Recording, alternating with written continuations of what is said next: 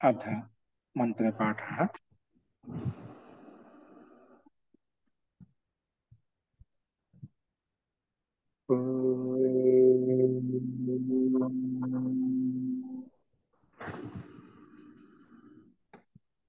सहनाववतु सहनौ भुनक्तु सह वीर्यं करवावहै तेजस्विनावधीतमस्तु मा विद्विषावहै। ओम शांति शांति शांति।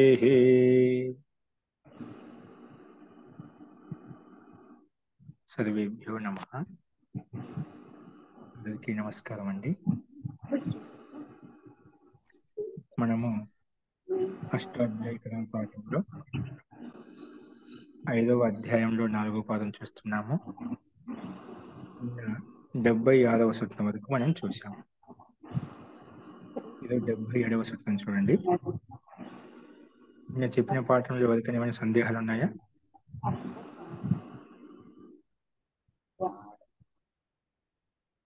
అస్తు ప్రకృతమనుసరామः. సూత్రం వచ్చి చూడండి. అచతుర విచతుర సుచతుర స్త్రీ పుంస దేన్వనడుహర్ సామవాంగ్ మనసాక్షి భ్రువ దారగవోష్టివ పదష్టివ నక్తం దివ రాత్రిందివ హరదివ సరజస నిశ్రేయస పురుషాయుష ద్వ్యాయుష త్రియాయుషర్యజుష జాతోక్ష మహోక్ష వృద్ధోక్షో పశునగోష్ఠ శ్వాహ. ఇది మనకు సూత్రము. ఇది మొత్తం కలిపి ఒకే పదం చూడు. మొత్తం కలిసి సమస్త పదంగా చెప్పుకున్నాం, ఒకే పదంగా చెప్పుకున్నాం. అచ్యుతుర విచితుర సుచతుర అని చెప్పి అంతిమంలో పశునగోష్ఠ స్వాహ మొత్తం ఒకే పదంగా చెప్పుకున్నాం. అంటే సమస్త పదం అంటే పదాలని మొత్తం కలిపేసామంట. అన్ని విడివిడి పదాలు చాలా ఉన్నాయి కానీ ఒకే పదంగా తీసుకున్నామంట, ఒకే సమాసం చేశాం. ఇదంతా ఏంటి? ప్రథమ విభక్తి బహువచనం చెప్పుకున్నాం. అస్తు సమాసం వచ్చేసి అన్ని విడగొట్టుకుంటామట. ఇక్కడేంటి? అచతురశ్చ విచతురశ్చ సుచతురశ్చ అన్ని కలుపుకొని వృద్ధోక్ష పశునశ్చ గోష్ఠశ్చ ఇది గోష్ఠాహ అలా వస్తుందన్నమాట. అంటే ఇది ఇతరేతర యోగ ద్వంద్వ సమాసం. పదాలను కేవలం కలిపి అన్ని విడగొట్టుకుంటాం అనమాట. అన్ని కలిపి చెప్పి అచతుర విచతుర పశున గోష్ఠ స్వాహ అలాగా మనకు సమస్త పదం అలా వస్తుంది. విగ్రహవాక్యాన్ని కూడా చకాల యోగంతో విడదీసి మళ్ళీ కలుపుకుంటాం. ఇది అందుకే ద్వంద్వ సమాసం అని చెప్పి చెప్పుకున్నాం. అస్తు అనువృత్తి వచ్చేసి అత్స్ సమాసాంతాః తద్దితాః జ్ఞాపరాతిపదికాత్ ప్రత్యయః పరశ్చ ఇవన్నీ అనువృత్తి వస్తున్నాయి. అర్థః ఏతే శబ్దాః. ఏతే శబ్దాః అంటే అచతుర విచతుర సుచతుర స్త్రీ పుంస ధేన్వనడుహర్క్ సామవాంగ్మనస సాంగ్వాంగ్మన సాక్షి భ్రువ దారగవోష్టివ ఇవన్నీ శబ్దాలు అనమాట. ఏతే శబ్దాః అచ్ ప్రత్యయాంతాః నిపాత్యంతే. ఈ శబ్దాలు ఏవైతే ఉన్నాయో వాటికి ఆ శబ్దాలకు అంతిమంలో అన్ని శబ్దాలకు అంతిమంలో అచ్ ప్రత్యయం నిపాతం చేయబడిందంట. అన్నిటిలో అచ్చు ప్రత్యయం నిపాతం చేయబడి ఇక్కడ తీసుకోబడింది అన్నమాట. అందుకే ఆద్యస్త్రయో బహువ్రీహయః.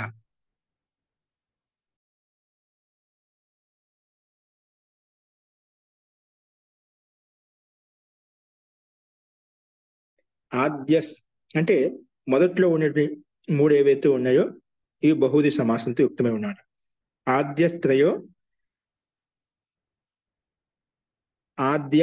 అంటే మొదట్లో ఉన్న మూడు ఏవైతే ఉన్నాయో బహువ్రీహి సమాసంతో యుక్తమై ఉన్నాడు. అచతుర విచతుర సుచతుర అనే మూడు శబ్దాలు ఇవి బహువ్రీహితో యుక్తమై ఉన్నాయి అని చెప్పారు ఇక్కడ. అవి ఏంటో క్రమంగా ఒక్కోటి మనం చూద్దాం. అంటే ఈ సూత్రంలో ఏ పదాలు ఇచ్చారో అచ్ ప్రత్యయం అనేది ఎలా నిపాతం చేయబడింది ఇక్కడ కింద ఇచ్చారు.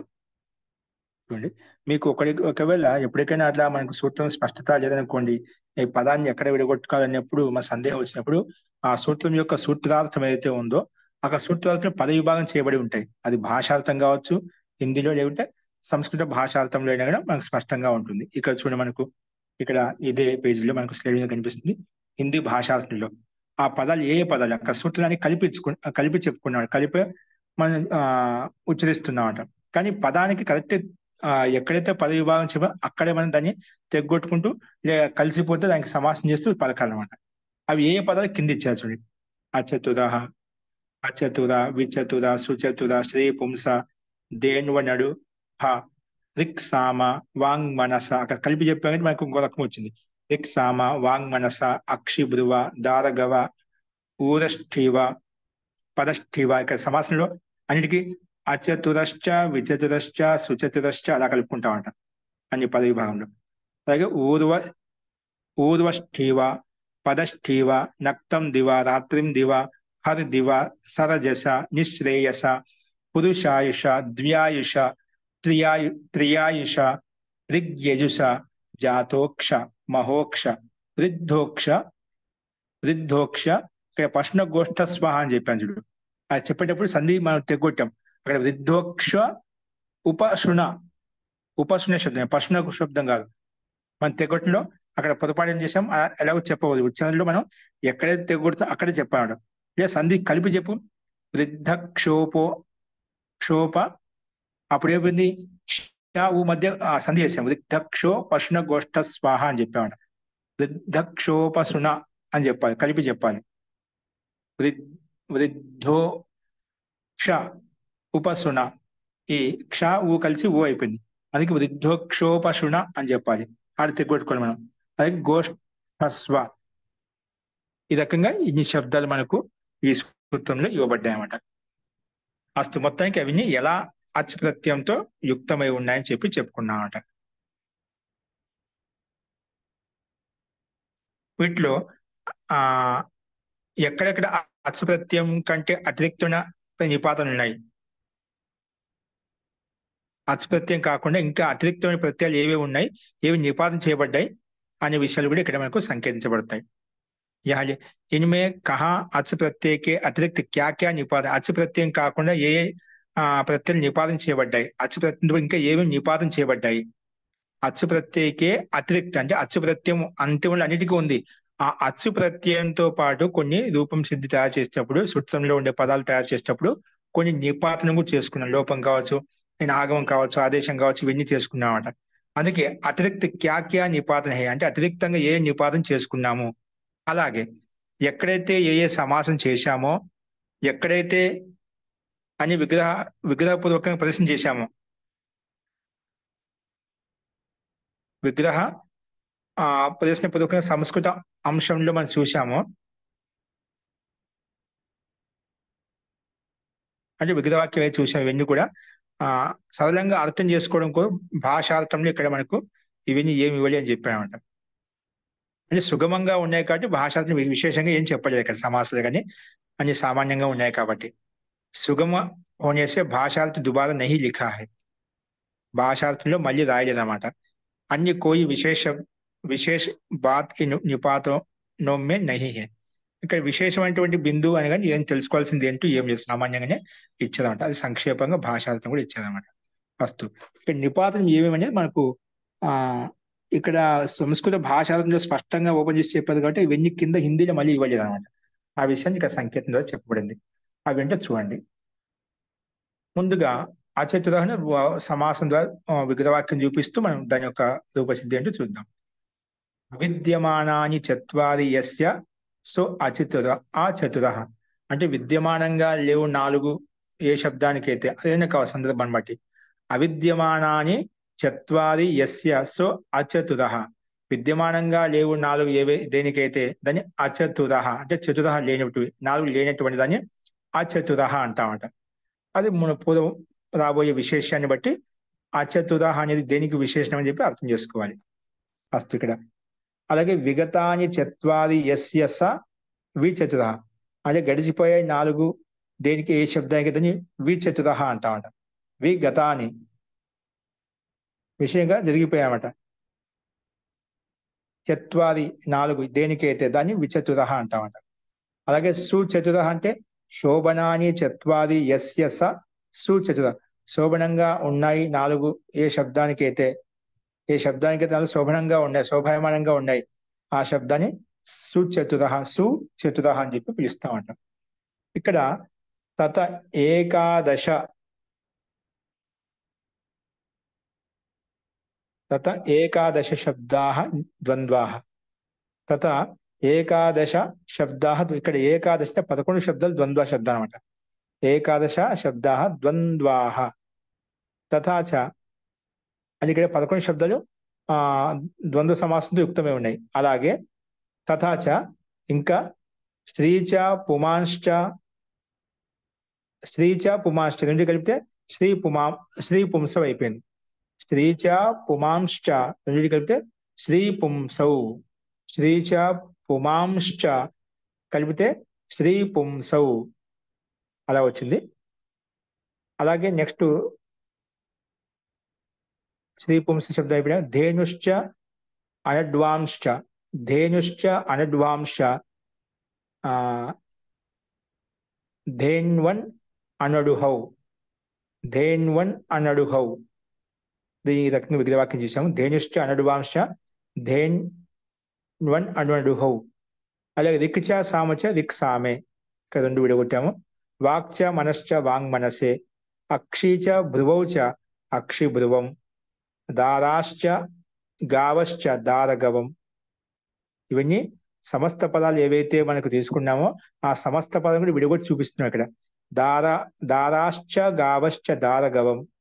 అలాగే ఊరుచ అష్టివంతౌ చ ఊర్వష్టీవం, ఊరుచ అష్టివంతౌ చ, ఊరుచ అష్టివంతౌ చ ఊర్వష్టీవం, ఊర్వష్టీవం. అలాగే ఊరుచ అష్టివంతౌ చ ఊర్వష్టీవం. అలాగే ఇక్కడ మాత్రము అత్ర టీలోపశ్చ నిపాత్యతే, ఇక్కడ టీలోప నిపాతం చేశాడు. ఊరుచ అష్టివంతౌ చ ఊర్వష్టీవం, అత్ర టీలోపశ్చ టీలోప నిపాతం చేసుకుంది. టీలోపం లేదు, ఇక్కడ నిపాతం చేశాం. అలాగే పాదౌచ ష్టీవంతౌ చ పాదష్టీవం. ఇక్కడ పాదస్య పద్భావ నిపాతితే, పాదశ్చ పద్భావం అంటే పదష్టీవం అనే కదా పాద శబ్దానికి పద వచ్చిందన్నమాట. ఇది పాదష్టీవంలో కూడా పాద శబ్దస్య పదభావ నిపాతితే. అలాగే నక్తం చ దివాచ నక్తం దివం, నక్త దివ నక్తం దివ ప్లస్ అచ్ప్రత్యాంతం కాబట్టి అచ్చ తెచ్చుకొని మనం మిగులుతుంది. దాన్ని కలుపుకున్నట్లయితే ఎస్ ఏది లోపం చేసుకుని నక్తం దివ సు అమ్ము నక్తం దివం అలా వస్తుందన్నమాట. అంట్లో అదే విధంగా అర్థం చేసుకోవాలి. అట్లా సమాసోపి నిపాతనాదేవ భవతి. ఇక్కడ సమాసం కూడా నక్తం చ దివం చ దీనికి నిపాతం ద్వారా సమాసం చేసుకుంటాం. అంటే అష్టాధ్యాయ సూత్రం అంటే ఏం లేదు కాబట్టి నిపాతనాదేవ సమాసో భవతి.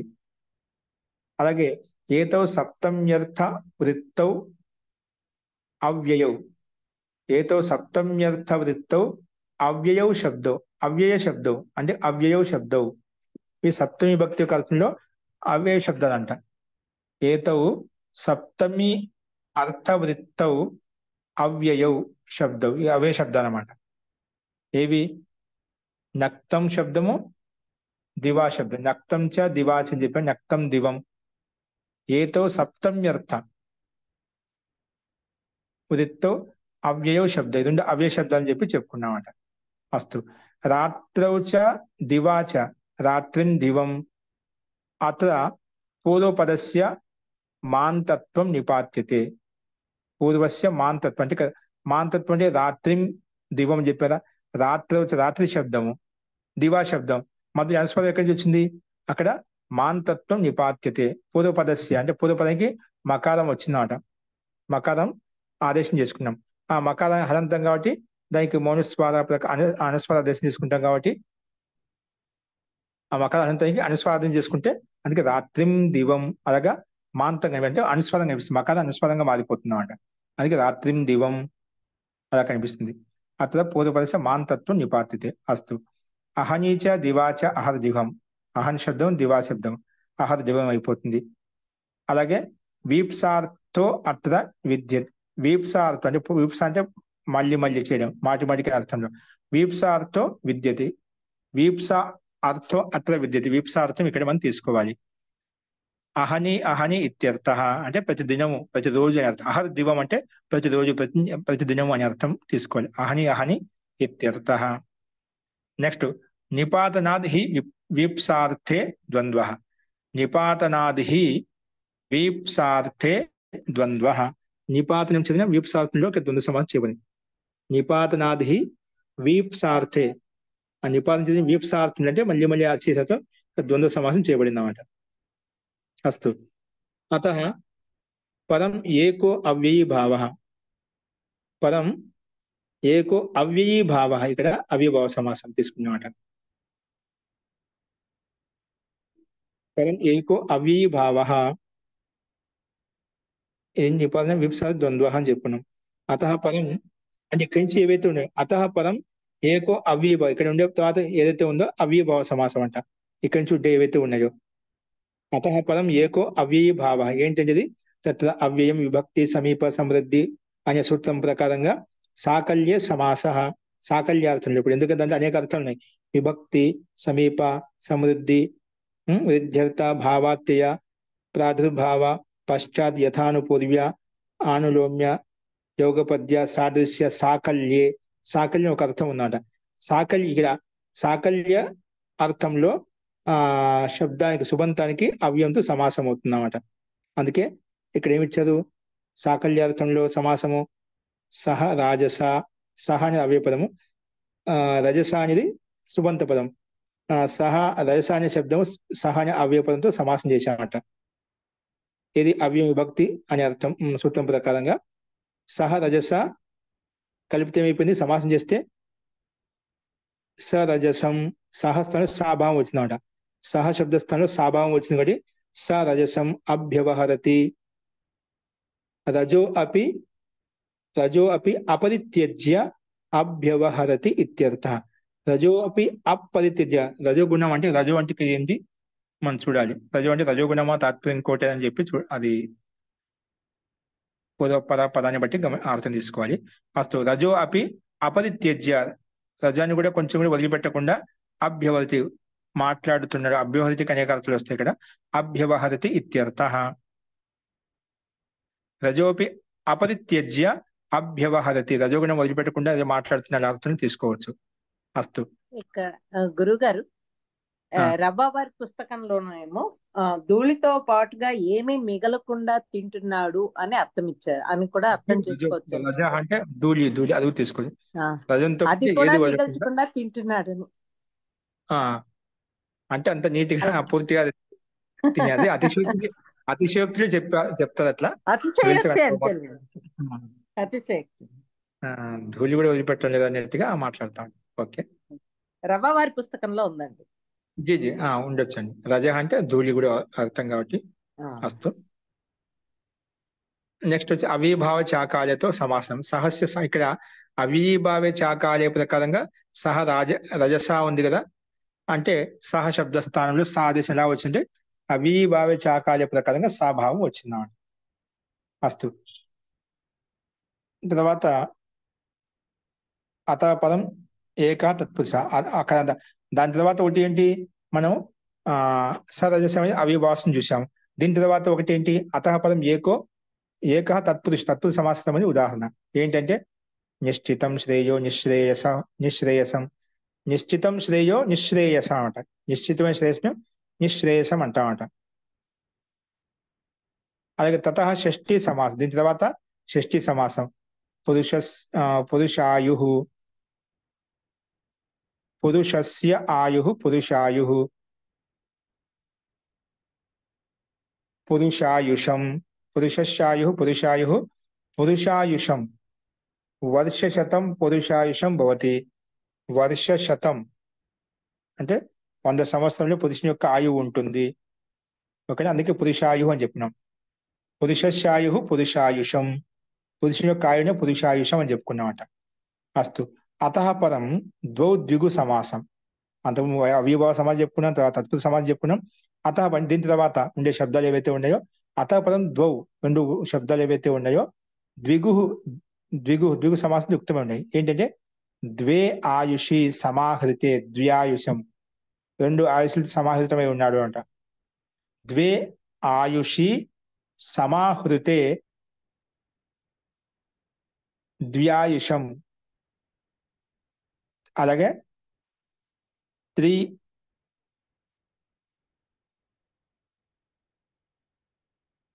ఆయుషి సమాహృతే త్రియాయుషం అలా వస్తుందన్నమాట. అలాగే ఇక్కడ సంఖ్యాపూర్వం లేదా సంఖ్యాపూర్వ దిగు ప్రకారం దిగు సమాసం చేసుకున్నామంట. అస్తు. దీని తర్వాత ఇంకేమున్నాయంటే ద్వ్యాయుషం త్రియాయుషం రెండు శబ్దాలు. ఈ రెండు శబ్దాల తర్వాత మళ్ళీ అంటే అతః పదం ఏకో ద్వంద్వ, ద్వంద్వ సమాసం ఉందన్నమాట. దీని తర్వాత ఉంది ద్వంద్వ సమాసం చూపించబడింది. అంటే ఇప్పుడు దీని తర్వాత ఉండే శబ్దం ద్వంద్వ సమాసంతో యుక్తమైన శబ్దం అంట. ఏంటది? రిక్చ యజుశ్చ రిక్ యజుషం ఇది ద్వంద్వ సమాసం కదా, అందుకే రిక్చ యజుశ్చ రిక్ యజుం రిక్ యజుషం అలా వచ్చిందన్నమాట. ఇది ద్వంద్వ సమాసం. అలాగే అతః పదం త్రయ కర్మధారయా, ఇక్కడ నుంచి ఉండే మూడు శబ్దాలు ఏవైతే ఉన్నాయో కర్మధార సమాసంతో యుక్తమై ఉన్నాయంట. ఏంటంటే ఇవి జాతశ్చ అసౌ వృక్షాచ, జాతశ్చ అసౌ వృక్షాచ జాతోక్షః, జాతశ్చ అసౌ వృక్షాచ జాతోక్షః, మహాంశ్చ అసౌ వృక్షాచ మహోక్షః, మహాంశ్చ అసౌ వృక్షాచ మహోక్షః. మహా ప్లస్ ఊహ మహోక్ష అయిపోయిందన్నమాట. వృద్ధశ్చ అసౌ వృక్షాచ వృద్ధోక్షః, వృద్ధశ్చ అసౌ వృక్షాచ వృద్ధోక్షః, వృద్ధశ్చ అసౌ వృక్షాచ వృద్ధోక్షః.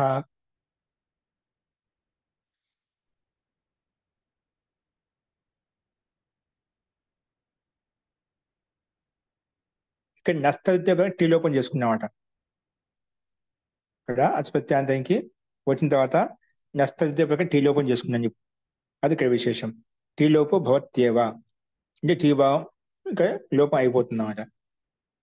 తతః పదం ఏకో అవ్యయభావ, దీని తర్వాత మళ్ళీ అవ్యయభావ సమాసం ఉందంట. తతః పదం ఏకో అవ్యయభావ సమాసం ఏంటంటే శృణః సమీపం ఉపశృణం, శృణః సమీపం సమీపం ఉపశృణం, శృణః సమీపం ఉపశృణం.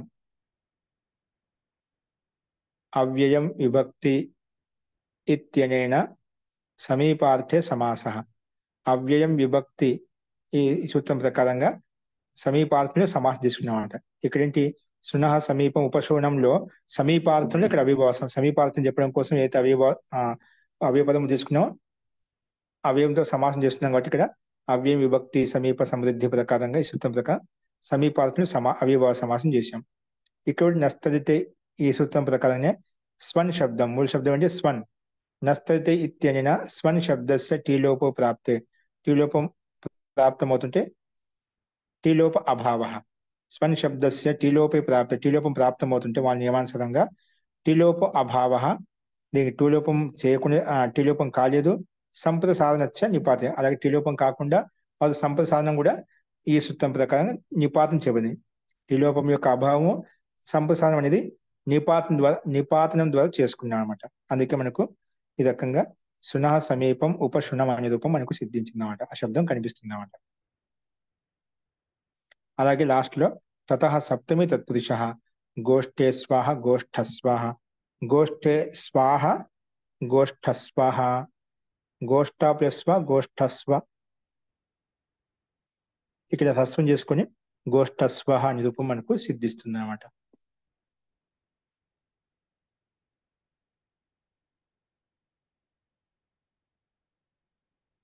ఈ రకంగా ఇక్కడ ఉండేటువంటి ఒక్కొక్క శబ్దం ఏదైతే ఉందో వాటన్నిటికీ విగ్రహవాక్యాలు చూపించబడ్డాయి అన్నమాట. అందుకే మనం చెప్పుకున్నాం ఇక్కడ ఇన్మే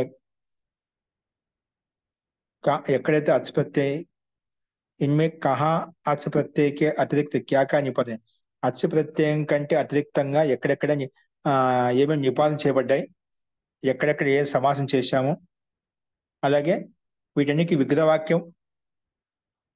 విగ్రహవాక్యాలు మనం చూసాం కదా. ఇప్పుడు ప్రతి శబ్దానికి విగ్రహవాక్యం చూసామంట. వీటికి విగ్రహవాక్య ప్రదర్శనపూర్వకంగా సంస్కృతంలో మనం మొత్తం ఇచ్చామన్నమాట.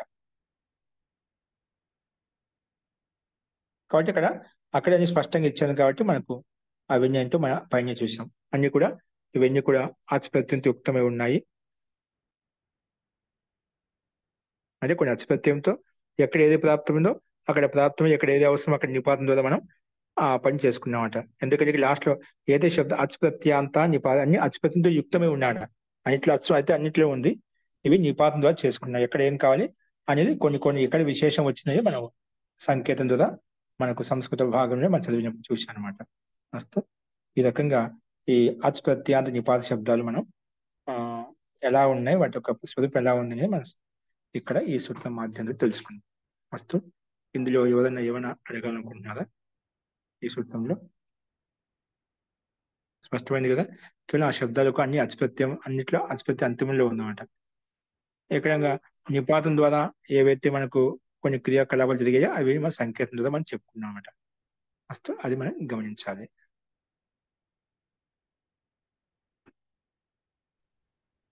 మహోదయ, జీ ఇది మామూలుగా సూత్రం అంటేనే డెఫినేషన్ తక్కువ అక్షరాలతో అసందిగ్ధంగా అర్థవంతంగా చెప్పేది సూత్రం అని నిర్వచనం కదండి.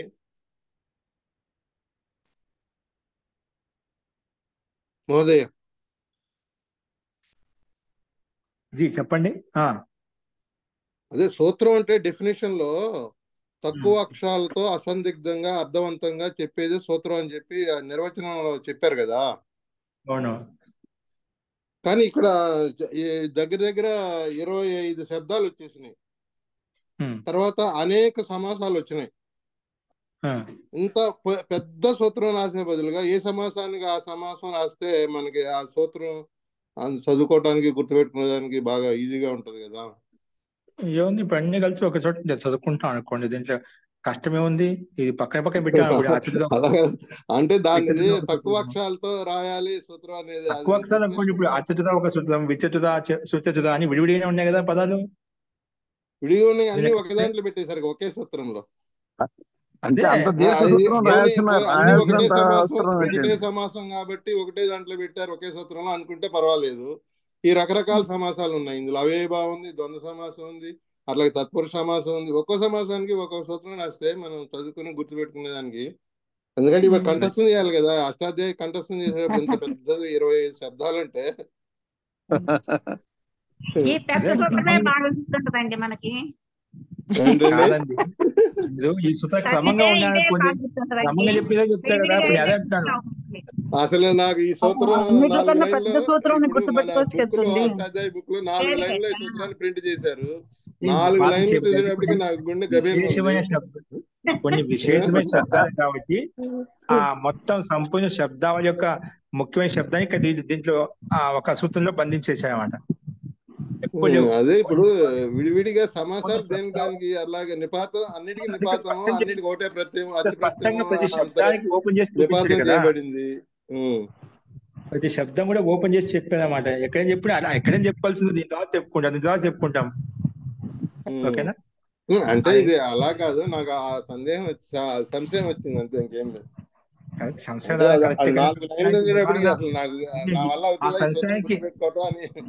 సూత్రం రచించడానికి ఎన్ని రకాలుగా ఇబ్బంది వస్తే కఠినం అవుతుందని విడివిడిగా సూత్ర ప్రకటన చేసినట్లయితే చాలా నియమాలు ఉంటాయన్నమాట. ఎందుకు సూత్రానికి సూత్ర లక్షణం చెప్తుందన్నా? సూత్రం యొక్క లక్షణం ఏంటి? సంజ్ఞాచ పరిభాషాచ విధి నియమ ఏవచ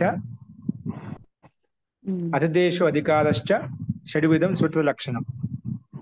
అంటే ఇక్కడ ఒక సూత్రం రచిస్తున్నాం అంటే దాంట్లో ఇన్ని ఉంటాయి అన్నమాట. ఏముంటుంది? సంజ్ఞ చెప్పండి మహోదయ, ఒకసారి విడివిడిగా 6 విడివిడిగా చెప్పరా? అప్పుడు 6 ఒక్కో లక్షణం గురించి. సంజ్ఞాచ పరిభాషాచ విధి నియమ ఏవచ. సంజ్ఞాచ పరిభాషాచ విధి నియమ ఏవచ అతిదేశో అధికారశ్చ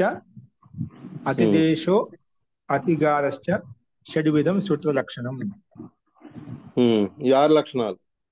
6 లక్షణాలు సూత్రంలో ఉద్దేశం ఉండొచ్చు, సంధ్యాసూత్రం ఉండొచ్చు, పరిభాష ఉండొచ్చు. ఇలాగా ఇలా 7 లక్షణాలు ఉంటేనే అది సూత్రం అంటామంట. ఓకేనా? అన్ని రకాలుగా ఉన్నాయి కాబట్టి మనకు అన్ని రకాలుగా సూత్రప్రయం ద్వారా ఒకే సూత్రం ద్వారా బంధించి స్పష్టంగా శబ్దాలు విడివిడిగా చూపించి విడదీసిన తర్వాత కూడా మనకి విగ్రహవాక్యం విభాగంలో మనకు స్పష్టంగా విగ్రహవాక్య పూర్వకంగా చెప్పారు. సమాసం ఏంటి, ఏమేమి ఉన్నాయి, ఏ శబ్దము, అన్ని ఒకే రకంగా ఉన్నాయి. దాంట్లో విశేషంగా మనం వేరే సూత్రం చెప్పాల్సిన అవసరం లేదన్నమాట. అదే అన్ని నిపాతాలు అన్ని కామన్ గా అన్నిట్లో నిపాతం ప్రకారమే తీసుకోవటం ఒకటి. రెండోది అచ్చు ప్రత్యయంతో అన్నిటికీ అన్ని మొత్తం 25 శబ్దాలు ఉన్నాయి ఇందులో. ఇవన్నీ కామన్ గానే వస్తుంది. ఇప్పుడు మీరు చెప్పిన ఈ సూత్రంలో ఇవి సూత్రాలు ఎన్ని రకాలు అనేది చెప్తుంది కదా, సూత్రంలో ఎన్ని ఉంటాయని కాదు కదా. సూత్రాలు సంధ్య సూత్రం ఉండొచ్చు, అది పరిభాష సూత్రం ఉండొచ్చు. సూత్రం అంటే ఇన్ని రకాల సూత్రాలు. అంటే ఇక్కడ ఈ సందర్భం చేయకు అనేక రకాలుగా ఉంటాయి అన్నమాట. ఇక్కడ మనకు ఎక్కడ ఏది కావాలో మనకు సందర్భాన్ని బట్టి నువ్వు పెట్టావనుకోండి, ఇక్కడ ఏ రకం తీసుకుంటాం మనం. ఇక్కడ దీనికి ఒక అస్తిత్వం అంటూ లేదు కదా, ఈ లక్షణాలు మనకి లేవు ఇక్కడ. అది నిపాతంతో తెలుసుకున్నామాట. ఇప్పుడు ఈ 6 లక్షణాలలో ఇప్పుడు ఈ సూత్రం అంటే అన్ని రకాలుగా మనం అంటే ఇక్కడ మనకు ఈ సూత్రం కాబట్టి అన్ని రకాల లక్షణాలు వర్తిస్తున్నాయి ఇక్కడ. ఒక్కొక్క సూత్రము ఇప్పుడు 4000 సూత్రాలు ఉన్నాయంటే కొన్ని సంజ్ఞా సూత్రాలు ఉంటాయి, కొన్ని పరిభాష సూత్రాలు ఉంటాయి, కొన్ని విధి సూత్రాలు, సూత్రాలు, అతిథేయ సూత్రాలు. ఇది ఏ సూత్రం, ఇది దేని కింద వస్తుంది ఆరిట్లో అనేది అన్ని రకాలుగా ఉన్నాయి. పరిభాష ఉంది, విధి సూత్రం కదండి ఇది. విధానం చేయబడింది, ఒక విధానం చేస్తున్నా కదా. విధి కింద కూడా వస్తాయి, కొన్ని సంధ్య కింద కూడా వస్తాయి, కానీ ఇక్కడైతే ముందు ఎక్కువ విధిగా ఉన్నాయి.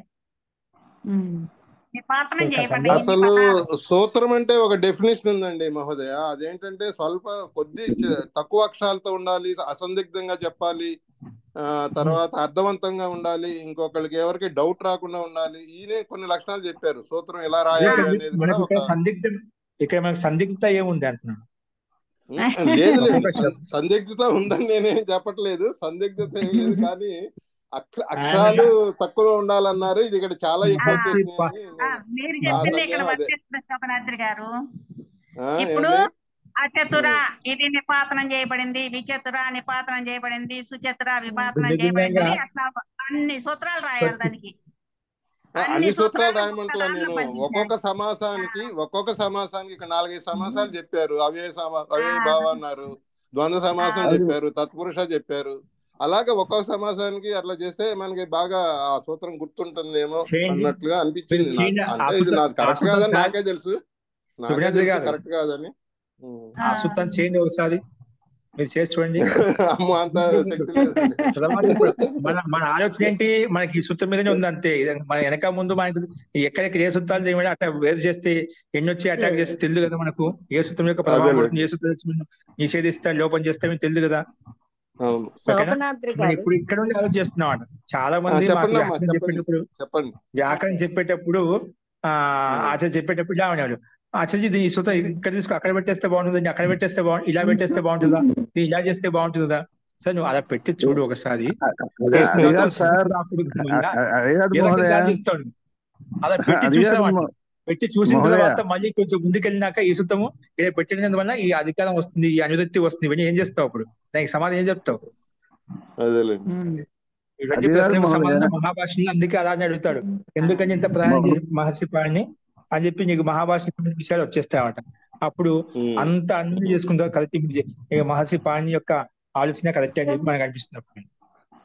అది కాదండి, భోజనం పెడితే భోజనం బాగలేదంటే లేదు మీరు వండి చూడు బాగుంటదంటే ఎట్లా ఉంటది కాదు. అది ఇక్కడ పనిచేదేమండి సత్యనారాయణ గారు, ఇది పాణి గారు సార్. అంటే నువ్వు చేయమంటే మనం చేసేటట్టయితే ఆ స్టేజ్ లో లేముగా, మనం చేసే స్టేజ్ లో లేముగా. అందుకని అది కాదండి, ఇప్పుడు లేనప్పుడు ఏం చేస్తాం మనం, ఏది పెడితే తినేస్తాం అంతే.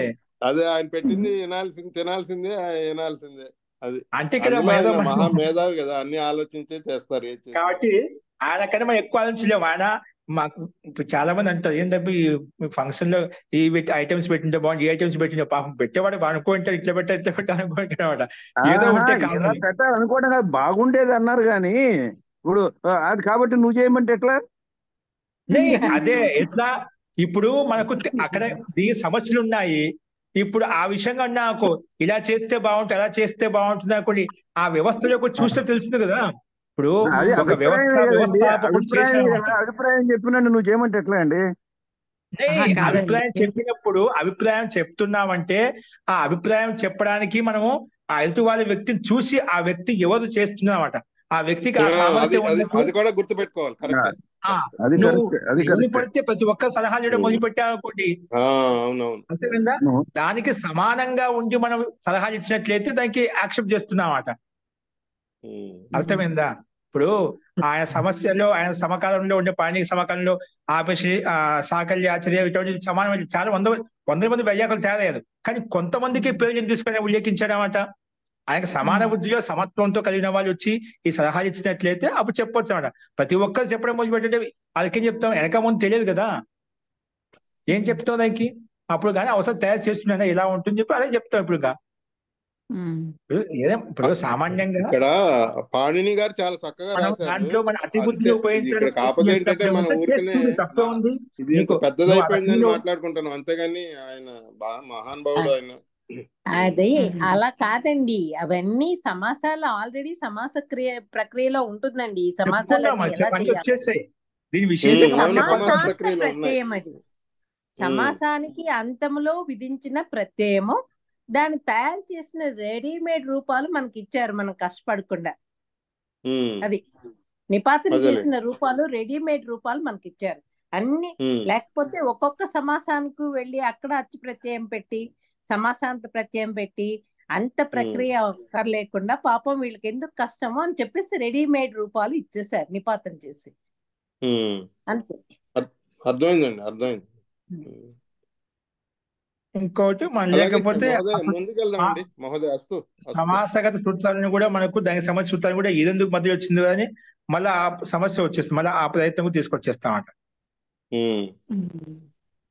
అంటే అవన్నీ ఇంకా అక్కడ మనం ఎంత తగ్గించాలనుకుంటే అంత ఎక్కువ చేస్తారని తగ్గించలేము. మనం అనుకుంటాం కానీ తగ్గించడానికి చాలా మంది మనకు లఘు సిద్ధాంత కౌముది ఉంది, సిద్ధాంత కౌముది చూడండి, వాళ్ళ పుస్తకాలు చూస్తే ఎంత పెద్ద మీకు తెలిసే చెప్పాల్సిన అవసరం లేదు. నా దగ్గర మీకు ఎక్కువ పుస్తకాలు ఉన్నాయి. దాన్ని తగ్గించే వాళ్ళు రిషి మహర్షుల కంటే మనం అంత సూక్ష్మంగా తగ్గించి రాలేమన్నమాట. వాళ్ళు తగ్గించడానికి కోసం ప్రయత్నం ఎంతకంత రాసాల్సింది. మన రచనావళి కూడా తగ్గించే రాశాడు ఆయన, కొంచెం మహాన్ వ్యక్తి, ద్వివేది, 2 వేలని బాగా తెలుసుకునే మంచి వైయాకరణ పండితులు. ఆ తగ్గించి దాన్ని 150 పేజీలు తయారు చేస్తే దాన్ని రెట్టింపు పేజీలు మనం తయారు చేసాం. దాన్ని అర్థం చేసుకోవడానికి ఇంకా 2 ఎక్కువ చెప్పాల్సి వచ్చిందన్నమాట. అంటే మనము మన క్షమత వాళ్ళ సమయానికి అనుగుణంగా ఆ రకంగా లేదనమాట. మనం ఎంత తగ్గించాలనుకుంటే ఎక్కువ చెప్పేసి తగ్గించలేకపోతున్నాం అన్నమాట. జలదశ అలా మారిపోయింది అన్నమాట. కాబట్టి ఆయన తగ్గించేది అసలు ఇంతగానో తగ్గించింది. మనం ఈ విషయం ప్రతిపాదించాలంటే మనం ఎక్కువ చేసుకోగలుగుతాం కానీ తక్కువ చేయలేదు. పక్కన పెట్టినట్లయితే దీనికి మహతి, అందుకే మనకి ఇక్కడ ఉండేటువంటి స్థితి మాత్రం తెలుసు కాబట్టి మనకి ఇలా పెట్టుకోవచ్చు. మనం సింపుల్ అంటే సింపుల్ ఒకటి చూస్తున్నాం అనమాట. ఇప్పుడు మహర్షి పాణి యొక్క దృష్టికోణం కేవలం సింపుల్ ఒకటి కాదు కదా, సమస్త వైదిక వాంగ్మయ శబ్దారాశి మొత్తానికి సమానం చెప్పాలి. ఇక్కడ ఒక రూపం తయారు చేసుకుని వెళ్ళిపోవడం కాదు కదా. ఎక్కడ ఏ శబ్దం వచ్చినా వేదాల్లోని సమస్త శబ్దాలకు సమాధానం వీటి నుంచే సిద్ధింపజేసుకోవాలి. లౌకిక సంస్కృతం గాని వైదిక సంస్కృతం గాని రెండింటికి సమాధానం అన్ని వైదిక శబ్దాలకు లౌకిక శబ్దాలు సమానం చెప్పాలి. కాబట్టి మనకి ఇదొక్క సూత్రం, ఇదొక్కటి దయలో పెట్టుకొని చూడాలి.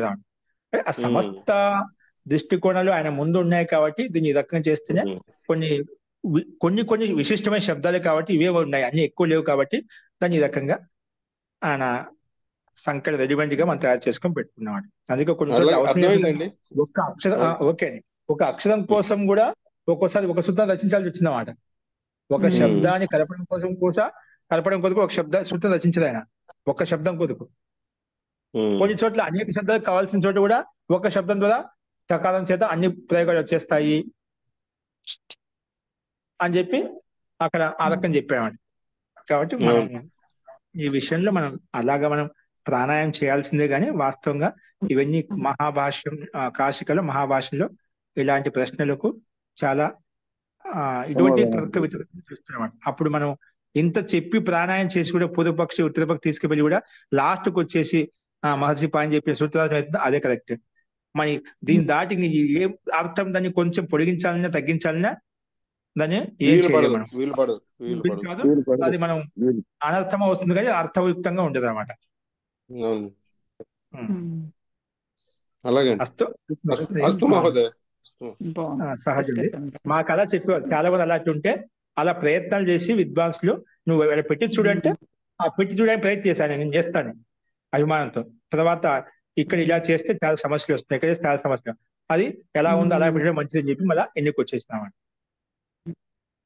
అంటే విని కొన్ని అలా అనిపిస్తుంటుంది, కానీ మనం ఋషుల కంటే ఎక్కువ ఆలోచించలేం. వాళ్ళ సూక్ష్మ బుద్ధికి సమక్షంలో మనం తక్కువనే.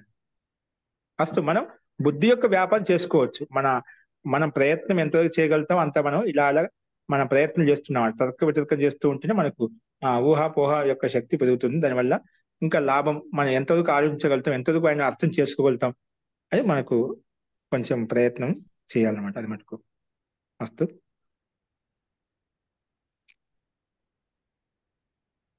ఓకే అండి. నెక్స్ట్ చూడు, ప్రకృత వనస బ్రహ్మ అస్తిభ్యాం వర్చసః. బ్రహ్మ అస్తిభ్యాం వర్చసః. బ్రహ్మ అస్తిభ్యాం పంచమి విభక్తి ద్వివచనం, వర్చసః పంచమి విభక్తి ఏకవచనం. సమాసము. బ్రహ్మశ్చ అస్తిశ్చ బ్రహ్మ అస్తినౌ. బ్రహ్మ అస్తినౌ తాభ్యాం బ్రహ్మ అస్తిభ్యాం. తాభ్యాం బ్రహ్మ అస్తిభ్యాం.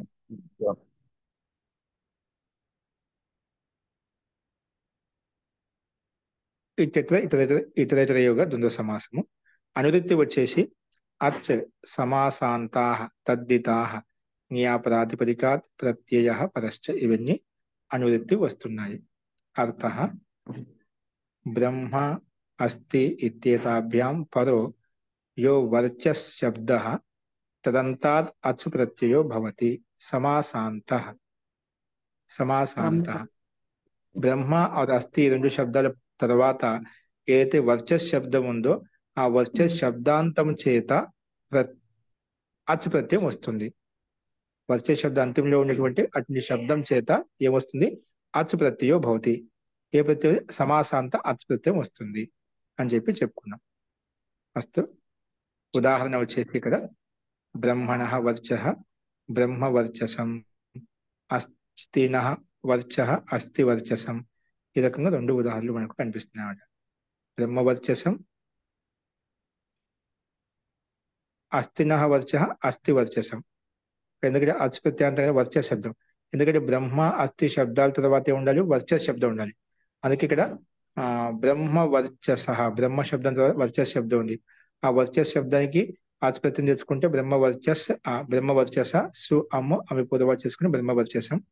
అలాగే అస్థి వర్చసం, అస్థి శబ్దం పూర్వంలో ఉంది, అస్థి వర్చసం. ఈ రకంగా మనకు రూపాలు సామాన్యంగా సహజంగా చెల్లిస్తాయి. ఇక్కడ బ్రహ్మ వర్చస్ అంటే బ్రాహ్మణ్ యొక్క తేజస్సు. అస్థి వర్చసం అంటే ఏనుగు యొక్క తేజస్సు అని బ్రహ్మ వర్చసం, అస్థి వర్చసం అని చెప్పి చెప్పుకుంటాం. అస్తు. ఇక్కడ కింద కూడా సంకేతం బ్రహ్మణ్ గస్ వర్చస్, బ్రహ్మ వర్చస్ కలుపుకొని బ్రహ్మ వర్చసం అలా తెచ్చుకుంటాం అనమాట. నెక్స్ట్ చూడండి. అవసమంధేభ్యస్తమసః.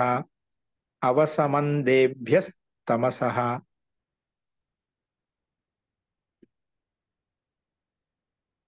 అవసమంధేభ్యః పంచమీ విభక్తి ఏకవచనం, తమసః పంచమీ విభక్తి ఏకవచనం. సమాసం వచ్చేసి అవశ్చ సంచ అందశ్చ అవసమంధాః తేభ్యః అవసమందేభ్యః. సూత్రం వచ్చేసి అవసమందేభ్యస్తమసః చెప్పుకున్నాం. అది పంచమీ విభక్తి బహువచనంలో, తమసా ప్రథమ విభక్తి ఏకవచనం విడగొట్టుకున్నామట. సమాసం అవశ్చ సంచ అందశ్చ అవసమంధాః తేభ్యః అవసమందేభ్యః. ఇతరేతర యోగ ద్వంద్వ సమాసం. అనువృత్తి వచ్చేసి అచ్ సమాసాంతాః తద్దితాః జ్ఞాపరాతిపదికాత్ ప్రత్యయః పరశ్చ, ఇవన్నీ అనువృత్తి వస్తున్నాయి. అర్థః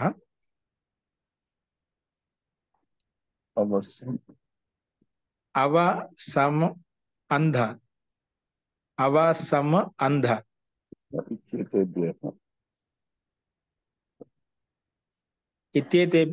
ఇత్యేతేభ్యః పదో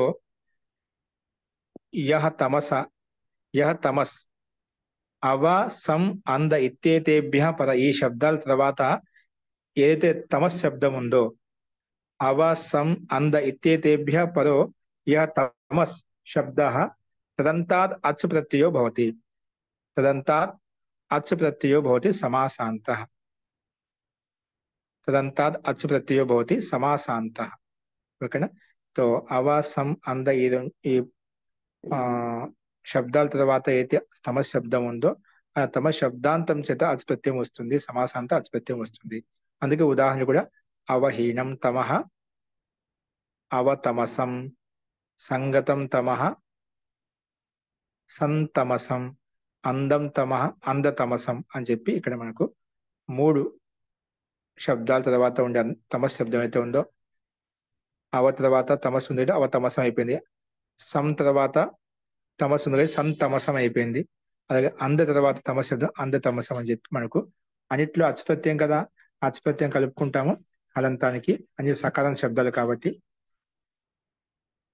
తమస్ శబ్దం సకారం కాబట్టి ఆ సకార హలంతానికి ఆకారం కలుపుకొని సుస్థానంలో అమ్మి పుదువ చేసుకుంటాం అనమాట. అస్తు. ఇక్కడ ఇంకోటి ఏంటంటే ఇక్కడ अंदीयति अंधम यह निजंत पचादि अचकिया है అంటే నిజంత పచాదిగంలో నిజంత ధాతు చేత పచాది అంటే పచాదిభ్యో యుని యచ ప్రకారంగా అచ్ప్రత్యం చేసుకున్నామంట. అచ్ప్రత్యం వచ్చిన తర్వాత నేర నిటి ప్రకారంగా నిత్స్లోపం అవుతుంది. నిత్స్లోపం అయినప్పుడు ఇక్కడ అంధీయత అనే కదా, ఇక్కడ అంధ శబ్దం తయారు. అంటే ఆ శబ్దం ఎలా తయారైంది ఇక్కడ చూపించబడింది. పునః అంధ తమస్ కర్మధార సమాసం చేసినప్పుడు అంధ తమసం అయిపోయింది. అంధ శబ్దానికి తమస్ శబ్దంతో కర్మధార సమాసం చేయడం అంధ తమసం అయిపోయింది అన్నమాట. అంటే దీనికి అత్యంత గహన అంటే అత్యంత లోతైనటువంటి అంధకారం, అత్యంత లోతైనటువంటి అంధకారము. ఇందులో जिसमें हाथ को हाथ ना सूझे, जिसमें हाथ को हाथ ना सूझे అంటే చేయికో చేయి కనిపించినంత వరకు అంధకారం అనమాట. అంటే అంటే అంత సూక్ష్మంగా ఉంది అనే అర్థం తీసుకోవచ్చు. అత్యంత చీకటిగా ఉందంటాం కదా, అలాంటి అర్థంలో. అస్తు. సంతమసం అనేది ఇక్కడ సమ్యక్ ఛాయావ అంధకారం, బాగా వ్యాపించినటువంటి విస్తరించి ఉన్నటువంటి అంధకారము, చీకటి. అవతమసం అంటే నష్టమైనటువంటి అంధకారం. అవతమసం, తమసం అంటే అవ అంటే నష్టం అయిపోయింది, అంటే తొలగిపోతున్నది, ప్రకాశం వస్తున్నది, ఆ సందర్భాన్ని తీసుకోవచ్చు. సో వస్తు మొత్తానికైతే ఈ శబ్దాల తర్వాత ఉండే తమస్ శబ్దానికి అచ్ప్రత్యం సమాసంతో అచ్ప్రత్యం తెచ్చుకున్నట్లయితే ఈ రకంగా రూపాలు సిద్ధిస్తాయని చెప్పి మనం చూసాం. నెక్స్ట్ చూడండి. స్వసో వసీయ శ్రేయసః. స్వసో వసీయ శ్రేయసః. స్వసః పంచమీ విభక్తి ఏకవచనం, వసీయ శ్రేయసః పంచమీ విభక్తి ఏకవచనం. స్వసః పంచమీ విభక్తి ఏకవచనం, వసీయ శ్రేయసః ఇది ఒకే పదం కింద పంచమీ విభక్తి ఏకవచనం. సమాసం వచ్చేసి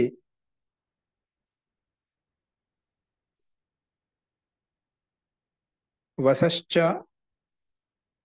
వసీయశ్చ శ్రేయసశ్చ వసీయ శ్రేయసౌ తస్మాత్ వసీయ శ్రేయసః ఇత్యత్ర ఇతరేతరి వసీయ శ్రేయసం తస్మాత్ వసీయ శ్రేయసః అలా వస్తుంది. సమాహార ద్వంద్వ సమాసం ఇది. అనువృత్తి వచ్చేసి అచ్ సమాసాంతాః తద్దితాః జ్ఞా ప్రాతిపదికాత్ ప్రత్యయః పరశ్చ. అర్థః స్వసః శబ్దాత్ పరో యౌ వసీయస్ శ్రేయస్ ఇత్యేతౌ శబ్దౌ తదంతాత్ అచ్ ప్రత్యయో భవతి సమాసాంతః. శ్వసః శబ్దం చేత శ్వస శబ్దానికి పరంగా ఉన్నట్టు ఏదైతే వసీయ శబ్దం ఉందో, శ్వస శబ్దానికి తర్వాత ఏదైతే వసీయ శబ్దం ఉందో లేదా శ్రేయస్ శబ్దం ఉందో, ఈ రెండు శబ్దం ఏదైనా కావచ్చు, అటువంటి వసీయస్ లేదా శ్రేయస్ శబ్దాంతం చేత శబ్దాంత ప్రాతిపదికం చేత అచ్ ప్రత్యయం సమాసాంత అచ్ ప్రత్యయం వస్తుందని చెప్పి ఈ సూత్రం ప్రస్తావించింది. అలాగా ఏ శబ్దం తర్వాత ఏది ఉన్నప్పుడు ఏ సమాసం ప్రత్యయం వస్తుందో ఇక్కడ నిర్ధారించుకుంటూ వెళ్తున్నమాట. ఇలా స్వస అనే శబ్దం చేత వసీయస్ కానీ శ్రేయస్ శబ్దాలు ఉన్నట్లయితే తదంతం చేత ఆచ్ ప్రత్యయం వస్తుందని చెప్పి చెప్పుకున్నామట. ఉదాహరణకు స్వసో వసీయసం, స్వసో శబ్దం పుదంలో ఉన్న వసీయ శబ్దం చేత స్వసో వసీయసం వచ్చింది. స్వశ్రేయసం, స్వ శబ్దం పుదంలో ఉంది, దాని తర్వాత శ్రేయ శబ్దం ఉంది కాబట్టి స్వశ్రేయసం, స్వశ్రేయసం. ఇక్కడ శ్రేయ శబ్దానికి ఆ కలుపుకొని, వసీయ శబ్దానికి ఆ కలుపుకొని స్వసో వసీయ స్వశ్రేయస తర్వాత సు తెచ్చుకొని సుస్థానంలో అమ్మి అమ్ముపుదవ చేసుకున్నట్లయితే ఈ రకంగా రూపాలు మనకు సిద్ధిస్తాయి. మహోదయ స్వవసీయసం ఉంది కదా, స్వసో అన్నారు మీరు, స్వవసీయసం స్వవసీయసం, స్వవశీయసం. ఓకే అండి. అంటే ఇక్కడ స్వస శబ్దం ఉంది కదా, స్వస శబ్దం తర్వాత ఏదో వసీయ శబ్దం ఉందో ఒక స్వస అని చెప్పాను. ఆ శబ్దంలో మీకు చెప్పడం చెప్తున్నాను. స్వస శబ్దం అని చెప్పాను. అంటే స్వస్ శబ్దం తర్వాత ఉన్నటువంటి వసీయస్, స్వస్ శబ్దం తర్వాత ఉన్నటువంటి శ్రేయ శబ్దాలు ఉన్నట్లయితే అక్కడ సమాసంతా అతిప్రత్యయం వస్తుందని చెప్పి చెప్పుకున్నాను అనమాట. షోవసీయసేనండి, కరెక్టేనండి మీరు చెప్పింది. షోవసీయస, స్వవసీయస అక్కడ కరెక్టే. ప్రక్రియ ప్రకారంగా చూస్తే అది షోనే. శ్వస్ వసీయస్ కంటే పరంగా అచ్, అలా కదా మనం చెప్పుకుంది ఇప్పుడు. అంటే స్వసహకి స్వసోహో స్వోహో వస్తుంది అంటున్నదా? శ్వస్ అనేది అది ఆ సకారానికి రుత్వం వస్తుందండి. రుత్వం వచ్చినప్పుడు ఏమో స్వహ అయిపోతుంది. రుత్వం వచ్చాక ఇక్కడ హషిచ వస్తుంది.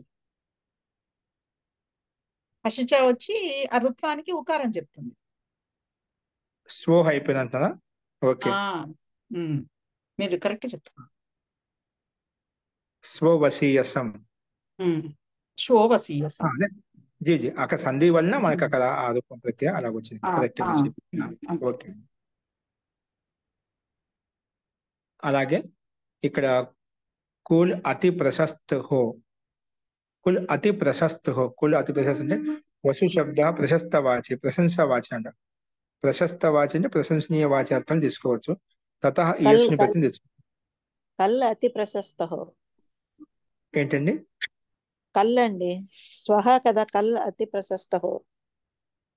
కుల్ అన్నారు కదా మీరు, కుల్ కాదు కల్. స్వవసీయం కల్ ఓకే, కల్ అతి ప్రశస్త హో అంటే రేపు కల్ అంటే కల్ అతి ప్రశస్త అంటే రేపటి దినం ప్రశస్తంగా ఉండాలి, అక్కడ అలా తీసుకోవచ్చు. అస్తు. స్వశబ్ద ఉత్తర పదస్య ప్రశంసాం ఆశ్రి విషయత ఆహా.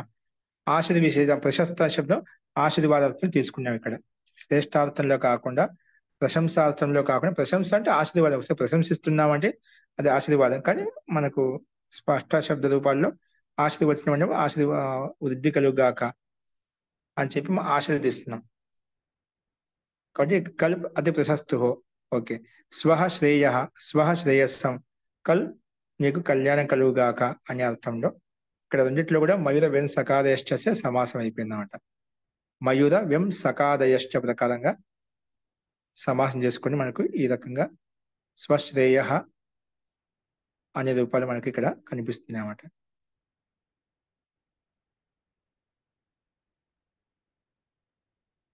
అస్తు. ఈ రకంగా స్వవసీయ, స్వవసీయ అని చెప్పాను, స్వవసీయసం, స్వహ శ్రేయసం అని చెప్పి రెండు రూపాలు మనం చూసాం. సంతే భూయాత్,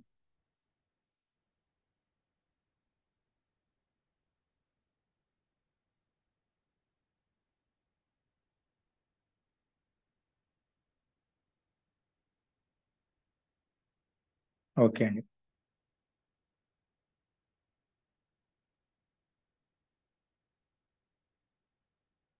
స్వశీయసం అనేది ఈ పూర్వ పదానికి అవశిష్ట భాగం. అది సంతే భూయాత్ కాదు, నేను అక్కడ పదం ఎందుకు వచ్చిందని చూస్తున్నాను. ఇక్కడ లాస్ట్ లో మనకు చివరి భాషాత్మలో ఇచ్చారు కదా, స్వవసీయసం అనేది. స్వవసీయసం తే భూయాత్. ఓకే, అది పదం. నేను సగం పదం చూసి అక్కడ అర్థం ఎందుకు వచ్చి శబ్దం ఎలాగ వచ్చిందని చూస్తున్నాను. ఓకేనండి. పూర్వ పదం యొక్క అంశీ భాగం తీసుకోవాలి. అస్తు ఈ రకంగా మనం మైద వేన్ సకాద ఇష్ట ప్రకారం సమాసం చేసుకుని ఈ రెండు శబ్దాల యొక్క రూపాన్ని మనం తయారు చేసుకున్నాం. అస్తు ఈ రకంగా 80 సూత్రం వరకు మనం చూసాము. ఇందులో ఎవరికైనా సందేహాలు ఉంటే మనం రేపు చూద్దామండి. అస్తు శాంతి పాఠ.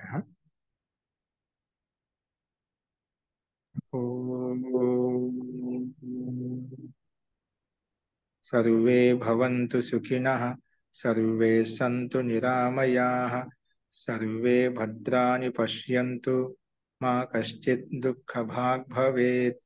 ఓం శాంతి శాంతి శాంతి. సర్వేభ్యో నమః. నమస్తే. నమస్తే.